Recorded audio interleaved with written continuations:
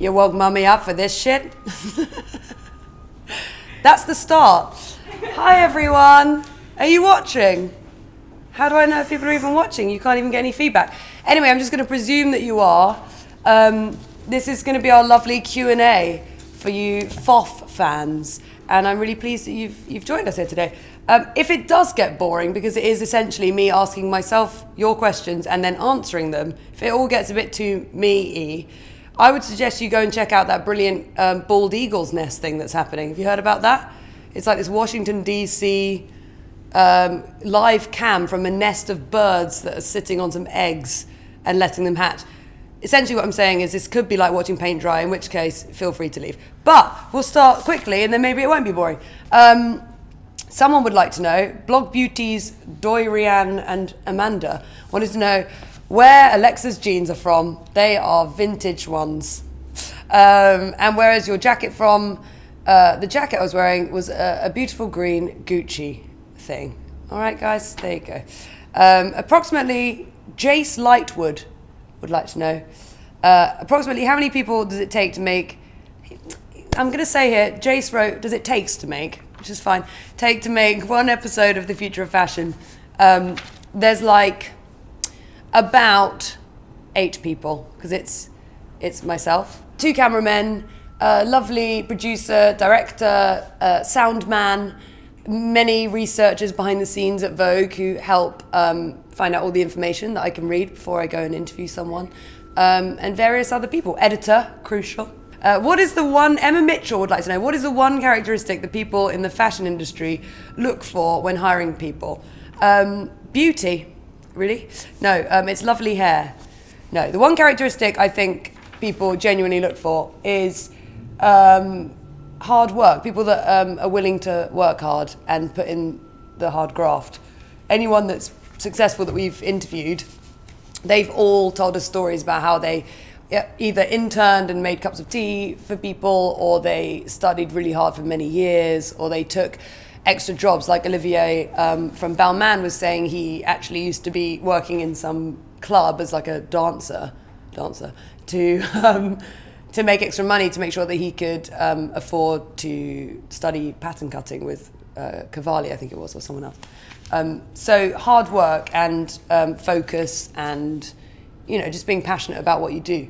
And I think as much as being an interesting person, also being very interested is something that's attractive to people that are looking to hire people. Sammy28 exclamation mark says, where to get the perfect pair of cropped flared jeans? I'm glad you asked that. Actually designed from some for AG jeans. I don't know. I think it's nice to go to vintage shops and then tailor make them to your needs. You can just cut them up. Shani Black wants to know, will you help me bring back cargo pants? No, Shani, I won't. It's a terrible idea. You could lose your car keys. Car keys, it's a pun. No, cargo pants are great, but honestly, it's too much opportunity to misplace things, and I'm already terrible at remembering where anything is. So you can imagine that if you give me more than 2 pocket options, all hell breaks loose. It's an absolute nightmare. Although I did really love Billie, as in Billie Piper. When I was a kid, I loved her great smash hit, which will only be appropriate if you're watching from the UK right now, Because We Want To was wonderful. She had cargo pants on, some sort of like hooded vest, really nice. She also wants to know, I'm presuming Shani's a woman, Alexa, did you ever meet Alexander McQueen, and if yes, what was he like? And did you ever accidentally call him Steve McQueen? Because I do. That's really funny. I did actually meet him very briefly. I did manage to call him his real name and not Steve. But he was very, very sweet. And we all went outside to have a cigarette. We were at a Vogue dinner, actually. And he was talking to my friend who'd just quit art school. And he told her that she shouldn't have done that because he wished he could go back and study again, which I thought was really amazing. And yet again, plays into that idea that the greats never feel as though they've sort of finished studying and learning and being intrigued and interested. So I thought that was very nice. Tonya, TMC21C, God, this robot age is really weird, isn't it? Can't we all just be called Dan? Hi, Dan Chung here.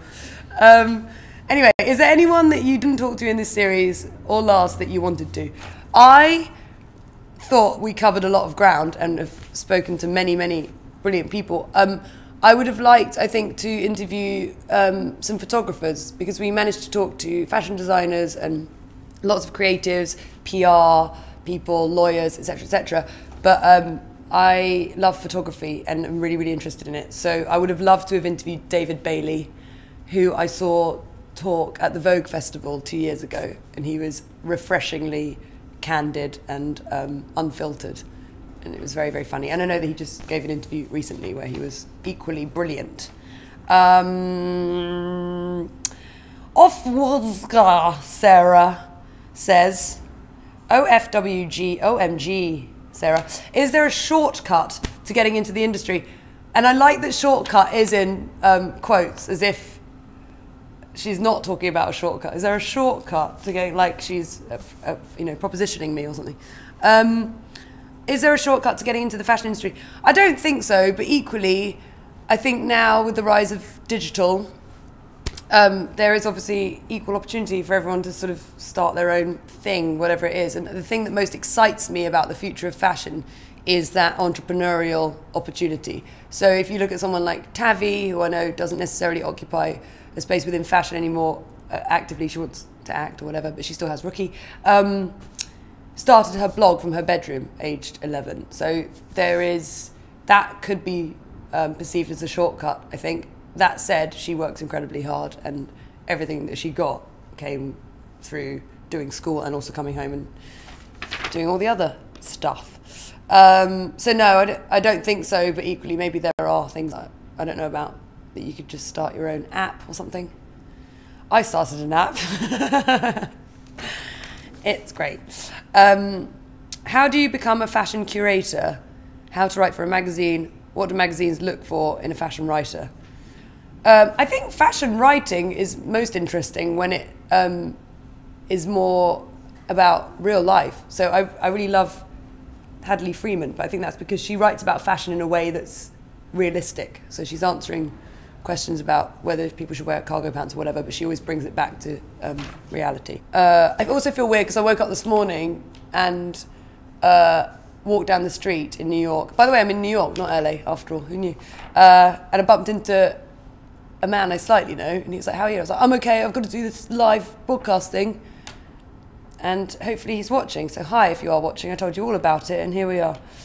Do you know what, I feel like Phil, what's his name, from BBC in the broom cupboard.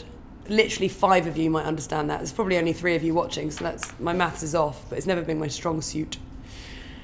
Oh, this is where they take me away on a stretcher with my arms. Like, I've actually lost it.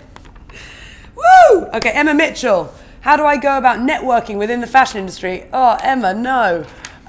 Someone once told me they were really good at networking. And I was like, well, no, you're not, because you've just told me you're really good at networking, which it should go undetected. Like, here's my card. I'm a really good connector, and I'm a really good networker. I was like, ugh. I mean, obviously networking is inevitably part of the vibe, and I think there is something to be said for if you are trading on a skill, maybe you're a makeup artist or a photographer or a whatever it is, there is a certain amount of things that come your way through visibility. So if you are someone that's at things and know people, but equally it's not something I think you can pursue and reap benefits from, because those type of people, you can see it coming a mile away, and it's quite an off-putting quality, I think, when people are desperate to put themselves out there. I think you either, yeah. And also I think, depending on which job you're pursuing, but naturally people come up together, so you're just inclined to work with your friends and people you like the vibe of, but then I don't think people are stuck within that group. So if they are introduced to someone else that fits in well with the... What I'm saying is it's all about personality. It's like 80% personality, 20% talent. Which is unfortunate for this interaction, because obviously I'm 20% personality, 80% talent at reading. No. Oh, we've answered that. I am 17 again. and I study economics. I'm in love with fashion. I would love to become a successful fashion designer, but there's one little problem. I can't sew. Okay, maybe it's a big problem, so I'm actually stuck. But I'm creative and I design sketches, I sketch designs rather, and stuff. But my question is, what is your question? How do you start from the bottom? I see, as in started from the bottom, now I'm here. Well, I think what we found in the first series is that, although work experience, again, is a good thing, there is something to be said for people that are learning those lovely skills and going to university to educate themselves on specific tasks. Because we interviewed Molly Goddard, and within her studio in West London, she herself had gone to Central St Martin's, but was saying that perhaps her knowledge of different areas was just a bit patchy, because that was more of a conceptual course that she was on as opposed to the skills, and she actually really regretted not knowing more about pattern cutting and sewing. And so she obviously knows a lot about it, but she was just saying she respected people that knew more about that craft, and had people that were working in her studio that obviously were you know, experts in that territory. So even though you're studying economics now, I'm sure you've got a fantastic brain, and you could probably apply that to doing some evening courses perhaps, or something in learning how to sew. Maybe you've got a grandma that knows how to... Grandmas know how to knit, fact, and sew. And they're the last generation of people that all grew up knowing how to do that shit. So maybe in the future, when we're grandmas, we won't know how to do that. So while you have access to old people that know stuff, what would be nice is if... I've just thought of something. Okay.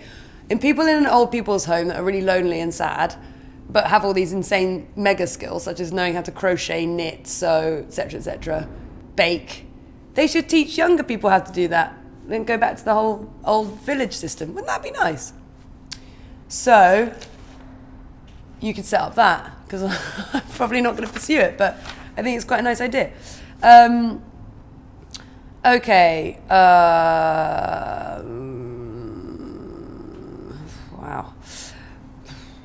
What's the best way of getting work experience if you're just starting out in the fashion industry? I think from the series, one of my favourite interviews actually was with Lucinda Chambers, who told us that wonderful story about how she started working at Vogue, which was just a cold call one day, and she just picked up the phone and was like, "Hi, I'd like a job, please." So I think that might be a good way to get work experience, to do something imaginative. There's also in an upcoming episode of Fave, where we interviewed Leandra Medine, and someone, while we were in the office, had sent in an application for work experience, and they'd gone to great lengths to make it really stand out and be unique. I won't spoil what it is, but it's brilliant. So I think just be imaginative, be inventive, and think of something that really reflects your personality and what you can bring to the table and the environment, because obviously if it's somewhere great like Vogue, they'll be getting a lot of offers for help. So I think being bold as well and confident enough to believe in your own abilities is also a good thing. Because when I was modelling, I really wanted to be a stylist for about 1 second, and felt embarrassed to ask for work experience at the magazines that I was modelling for, because it was kind of too close to home, when actually it could have been, I should have been more confident and a bit pushy, not in an annoying way. That's that same first page. Do you know what, guys? Time flies. We're at 15 bloody minutes. And if you're just tuning in, thank you so much for watching and not abandoning me for the very fascinating eagle's nest. Oh, now you've gone and looked at it, haven't you? You can do it in a different window, but keep this one open. Blah, blah. Kate Mackenzie. I'm 15 and in school we're deciding what type of uni courses we would go on to do if we are going to uni. And I really like the International Fashion Business course at Glasgow because I love fashion. You need some commas in here, young lady. You need to get that grammar, get that grammar button out. But my dad doesn't think I should do that because he says there won't be any jobs for me after uni, but I'm sure that blah, blah, blah. And then IDK, I don't know.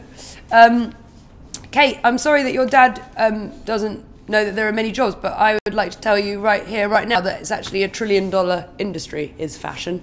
And so, you know, it's one of the best industries to go into, especially, I don't know where you are, I guess Britain. And loads of wonderful people came from Glasgow as well. Christopher Kane. one of the best. So there's lots of opportunities. Maybe get him to watch a documentary with you, and you know, he can see the breadth of people that we interviewed that all have jobs and all assure you that you'll be able to find something, hopefully. Fingers crossed. That is a really long question. So I won't read it out. There was someone that was asking about whether if they were studying maths that would be relevant within fashion, and yes, of course it would. I was interested and amazed to learn that actually a lot of fashion buying is about having a good maths brain, because it's about dividing up your budget and then layout of the shop and quotas and all of this different nonsense that I didn't know about. I thought it was just like, oh, I really like that pink Valentino sweater, we'll get 5 of those. But you have to think mathematically about whether that's good for your business and how to grow it. So yes, absolutely, loads and loads and loads of opportunities for maths brain people. For maths brain people. Sorry, I don't know, maths brain people. What will the high street look like for the next few decades? I think is an exciting time in fashion with the internet revolution, because people are selling a lot more online, and that online retail service will obviously expand and become even more amazing than it is. But also I think it will push high street stores into looking more interesting and doing more inventive and imaginative things. So I know that today or yesterday, perhaps even the day before, Dover Street Market changed location in London. And the photos I've seen through the beautiful portal that is Instagram have shown me that it looks stunning and like a gallery. And I think that kind of immersive gallery artscape experience might become more prevalent, such as opening ceremony. Not that they're a high street store, but they do a wonderful kind of immersive experience. By the way, I know in America, I just found out, you don't know what the high street means. So you're gonna have to Google that and figure it out. But it basically is, in Britain, at least, a destination where all of the main shops are. So like Zara, Topshop, da-da-da-da-da. I'm probably not allowed to mention brands, but there we go. Those are my 2 faves. Marks and Spencer's is my main fave. Wow, great, Lauren Bice. What would be the most important piece of advice you'd give to an aspiring model? Don't do it. No, my most important advice would be learn the A to Z, back to front.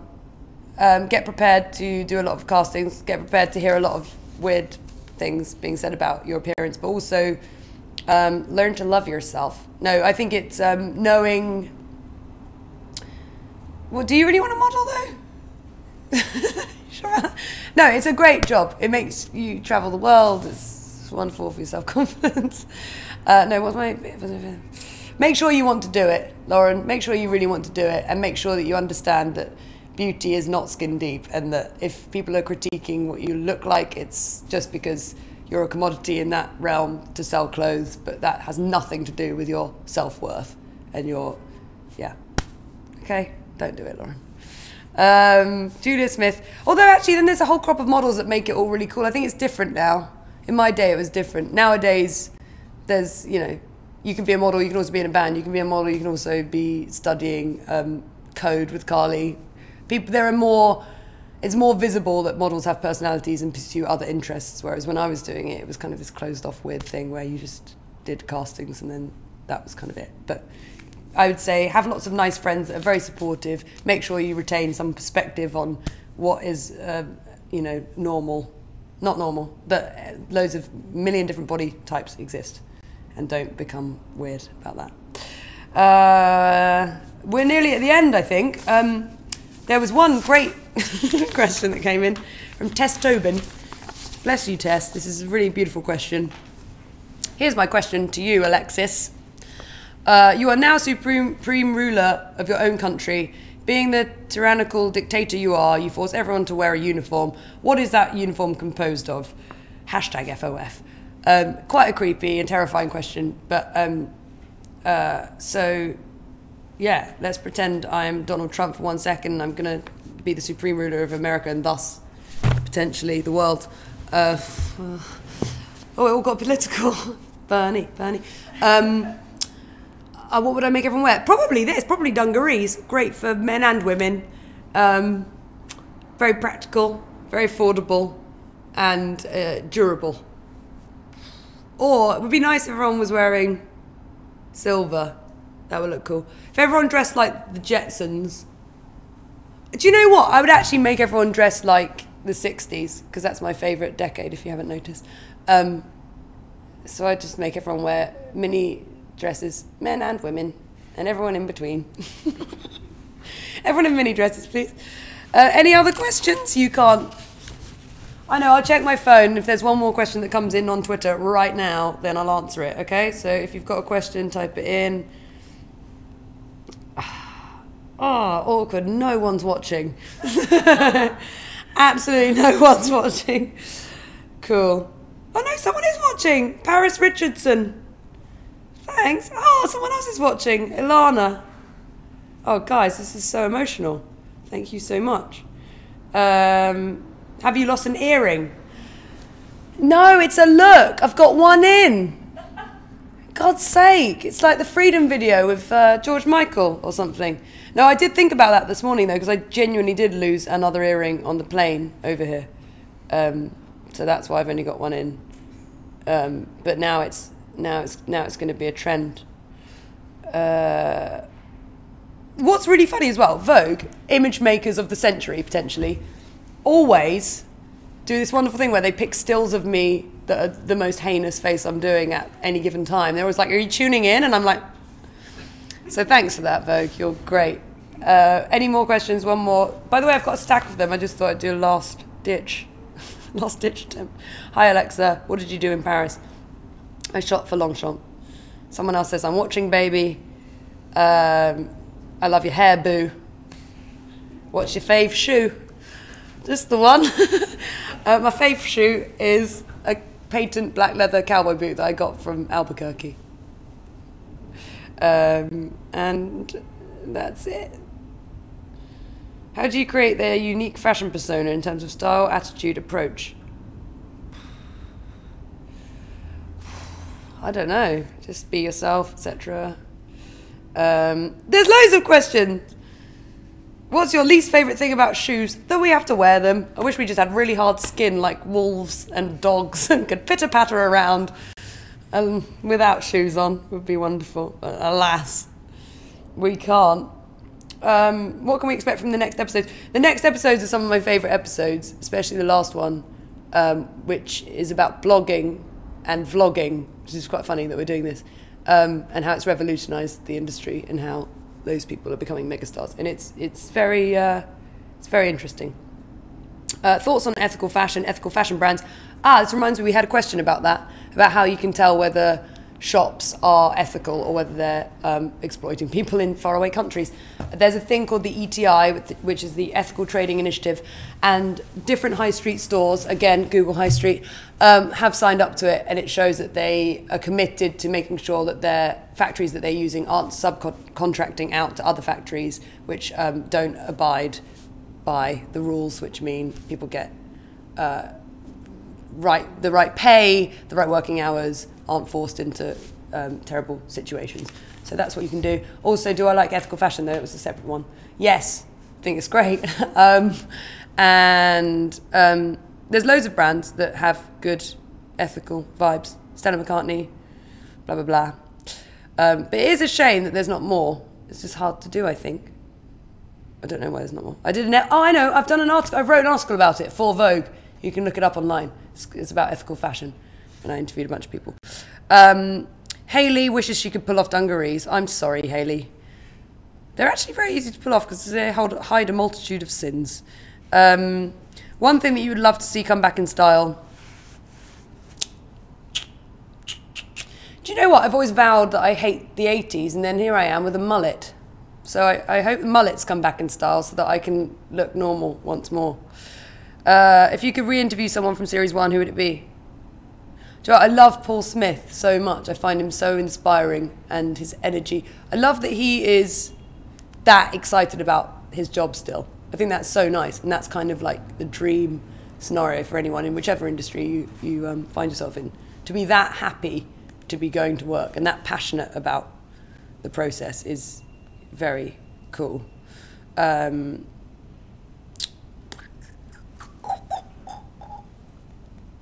Is anyone else watching? My mum and dad watching? Are you watching this? Bet you are. Bet you figured it out, didn't you? Hi, Mum and Dad. Cats or dogs? I know this question is very explosive and can divide people. It's a very tricky question. But I am a cat person, I'm afraid. Dogs too needy. They're really cute though. They're just a bit more licky. And to be honest, their food stinks. It's disgusting.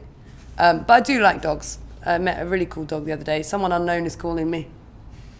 One time I gave my phone number to a weirdo and I didn't want to, but have you ever had that thing when someone's like, hey, can I get your number? And you're too embarrassed, weirdly, to say no, which is insane, and we need to change our thinking on that. But anyway, I acquiesced and gave him my number, and now he texts me once every 3 months for the last 3 years. Do not know who this person is. He's just saved in my phone as nope. And every time a text comes in, it just says nope. And it's like, hey, how are you? What you up to? I'm like, who is this freak that I gave a number to? Anyway, that might have been him. And if it is, I presume that you're watching this because you're a crazy stalker. And good luck to you. So there you go, girls. Don't give out your number to weirdos because it will come back to bite you in the ass, etc. Who's your biggest fashion muse? Changes. At the moment, I really like Graham Parsons. And Lauren Hutton. And dinosaurs. I went to Natural History Museum the other day and dinos had the best clothes. Where's your blouse from? It's from Isabel Marant, and I bought it in Paris. And then I said to the man in the shop, do you know any other good vintage shops? He said, yeah, there's one juste là, de rien. Tournez à gauche et tout droit. And so I went to it, and then in the vintage shop they had blouses very similar for a fraction of the price. Not to be disparaging about Marant, but you know that feeling when you're like, ah, oh, man. Are you going to the Vogue Festival? I am, and I'm going to be doing something very exciting there, so I hope you can make it.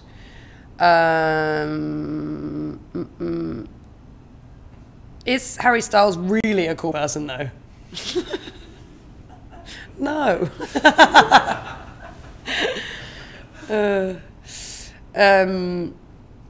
That was a joke. He's lovely and very cool, obviously. Do you have any advice for high school students if we want to work in the fashion industry in the future? Mate, watch, yeah, loads of advice. That's what the series is about. Good French accent. Thanks. Favourite dinosaur? They just found another one, technically not a dinosaur, but someone, this is a dinosaur we're talking about, someone that links dinos to reptiles. It's a very important discovery, and I was very excited about it. So that's my fave at the moment. I keep looking at Nat Geo. Are you going to Coachella? Do you know what, Claudia? I don't know. I've been thinking about it. But I will tell you, last year I didn't have that much fun because I got stuck in a taxi line for 3 hours in the desert, and another year there's a sandstorm, but it's wonderful, and I would love to see Guns N' Roses, because that would be amazing. I'm going to wrap it up in 1 second. Are you planning a second book? Do you want me to plan a second book? Maybe, don't know. I don't know. It's a lot of work. Biggest regret with fashion? You're looking at it. This interaction. Just kidding. My biggest regret with fashion is that I didn't try and be a photographer younger. And finally, that one doesn't make any sense. If you had to wear 3 clothing items for the rest of your life, what would it be?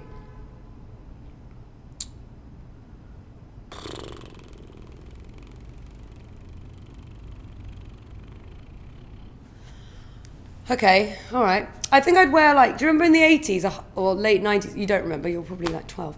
But in the 90s, late 90s, there was a t-shirt thing that was like Hyperglobe or something, and it used to change colour with your sweat. I'd probably wear that because then it would at least change colour. Because I'm thinking about how bored I would be with one thing. So that, because it would probably change colour. I'd invest in a reversible coat, like in the Beatles movie Help, so that I could change disguise.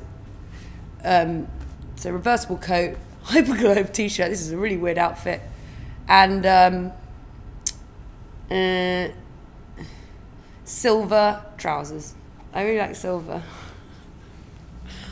I think that's it. What do you think? You think that's it too? Yeah. Jason Vickers is here. He wants to get a coffee and roam free. So on that note, thank you so much for taking the time to watch this. I understand it could have been incredibly waffly and boring for you, but I want you to know that I've had a lot of fun and I've had so much fun making the series. So yeah, it's really lovely that we've had great feedback on the series. I'm so pleased that it's helping you. If you have any other questions, do send them my way and I'll endeavour to answer them for you. But I appreciate your commitment to this weird box. Do you know my mum doesn't know what a play button is? So I'm like, she can't stop and play videos. But that's a different story. Bye.